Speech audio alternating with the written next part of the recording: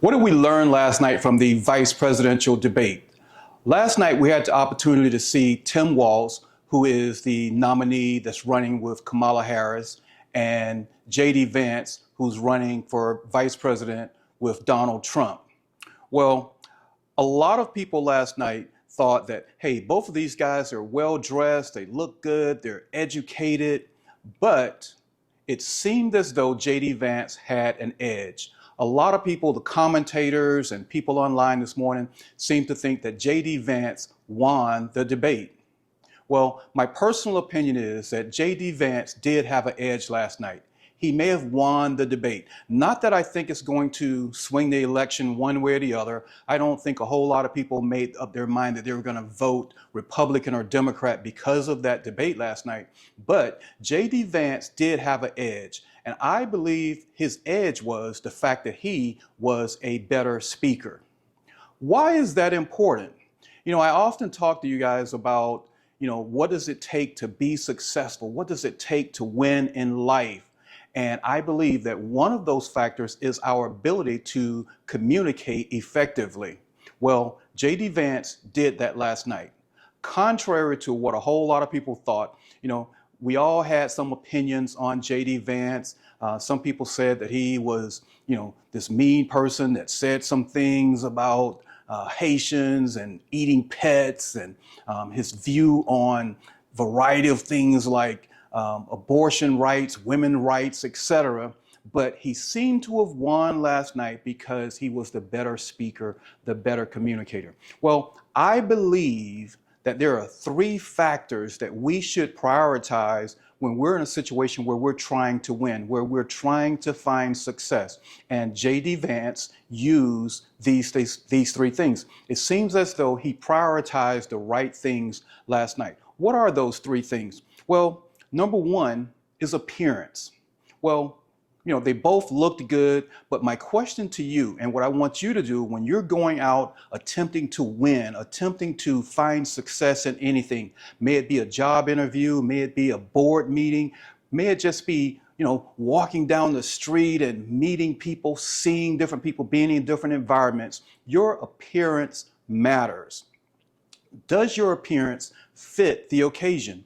Well, I have the opportunity to interview people in my business. For the last 29 years, I have been in business and interviewing people. And what I have discovered is that people go from one extreme to the other when it comes to their appearance. I've seen people come in suited up, a suit, dress shoes, fresh cut, fresh hair.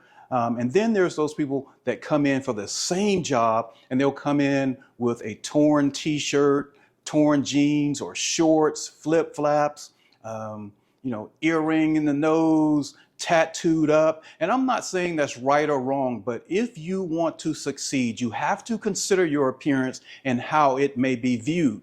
Yes, you can say that, hey, this is who I am and this is what I wear, and they're just going to have to deal with it. Well, I beg to differ. If you want what people have to offer, you have to consider how they're going to look at it. Now, whether they're looking at it correct or wrong, if you want them to consider you for that position or that relationship or that promotion, whatever the case may be, please consider your appearance.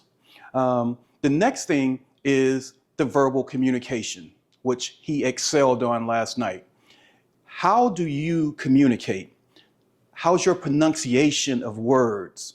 Are you using the appropriate words? Are you using appropriate words at the right time? One of the things that they said about Tim Walz last night was that he may have been overtrained or prepared too much for this interview, this debate last night.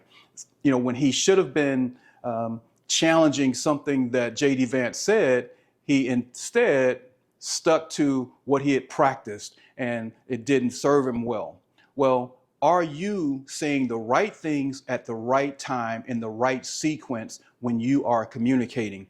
The third one is the content. What's the content of your communications? Is the content relevant to what the general conversation is about? Is it relevant to the job? Is it relevant to the situation? If you're in an interview for a supervisor's role, your conversation about, your hunting trip may not be relevant. If the person leading the interview, he has trophies on the wall of things that he has killed in his jungle hunts, then maybe hunting might be the right content. But if that's not what he's talking about, or if the person that's interviewing you is not leading you in that direction, consider your content.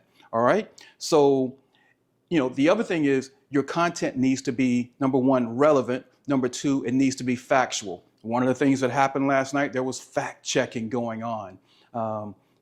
They're fact checking J.D. Vance on everything that he said. They're fact checking Tim Walz.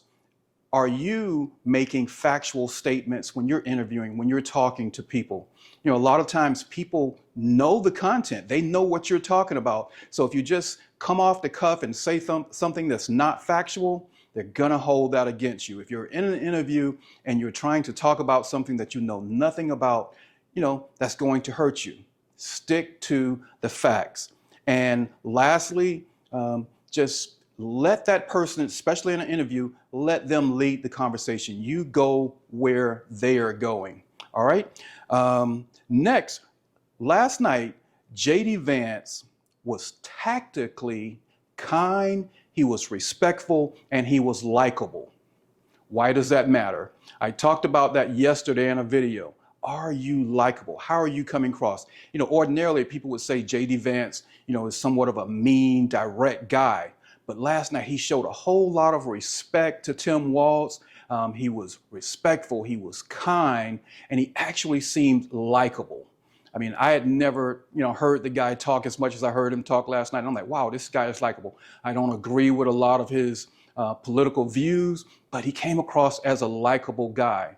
And because of that, because he showed kindness, respectful attitude, and the fact that he appeared likable, I think the man won the debate. So the lesson for you in this is that you can speak, you can communicate, you can present yourself in a way that sets you up for the win, set you up for success. All right, if you like this content, please like, subscribe, and share. Be blessed.